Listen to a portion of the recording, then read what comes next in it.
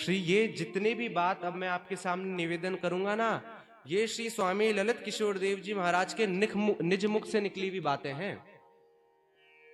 इसको समझाते हुए श्री स्वामी जी कहते हैं कि एक बार एक घटना भई।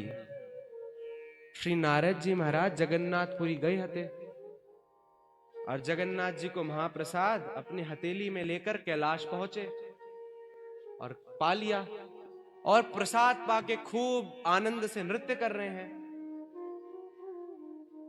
तो कैलाश में पराम्बा पार्वती और भगवान शंकर विराजमान। तो दोनों ने पूछा कि आप इतना नृत्य क्यों कर रहे हैं? तो नारद जी ने कहा, आज तो हम निहाल हो गए, श्री जगन्नाथ जी का महाप्रसाद हमको पाने को मिलो है और उसी को पाकर हम ऐसे नृत्य में मग्न हैं। तो भोले बाबा ने देखा। तो क्या देखा, बहुत ध्यान से सुनिएगा, कि प्रसाद पाकर तो नारद जी झूम रहे हैं। तो कहा हमको भी प्रसाद दो। तो नारद जी ने कहा प्रसाद तो पूरा हो गया। तो भोले बाबा ने देखा कि पूरा नहीं हुआ, प्रसाद पा लिया लेकिन होठ पे एक किनका प्रसाद का लगा हुआ है। किनके? नारद जी के। तो पार्वती जी तो बैठी रही, भगवान शंकर उठे और नारद जी के होठ में से वो प्रसाद का किनका निकालकर उसको पा लिया।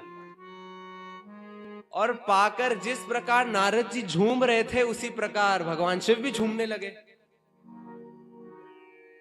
तो बगल में बैठी हुई आदि शक्ति ने कहा कि सरकार हमको भी प्रसाद दीजिए। तो भगवान ने कहा, भोले बाबा ने, कि तुम प्रसाद के अधिकारी नहीं हो। प्रसाद की अधिकारी होती तो हमसे पहले कूदकर वो प्रसाद लेकर पा लेती। तुम प्रसाद की अधिकारी नहीं हो, तुम में वो प्रसाद की बुद्धि नहीं है। बड़ा दुख लगा उनको कि देखो हमको ऐसा बोला गया। और जाकर, ये श्री स्वामी जी सुना रहे हैं, और जाकर एक एकांत वन में घनघोर तपस्या करी हजारों वर्ष तक। भगवान प्रकट भय, कहे वर मांगो।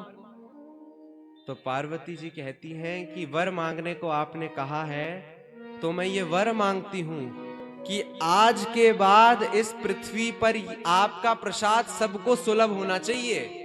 आपका प्रसाद केवल नारद जी, शंकर जी आदि तक सीमित ना रहे, इस संसार के सारे जनों को प्राप्त हो। भाई अगर हमको कुपात्र कह दिया तो हमारे जैसे तो क्या हाल होगा। सबको वो प्रसाद की महिमा भले ही पता हो या ना पता हो, पर सबको वो प्रसाद, वो सीत उपलब्ध होना चाहिए।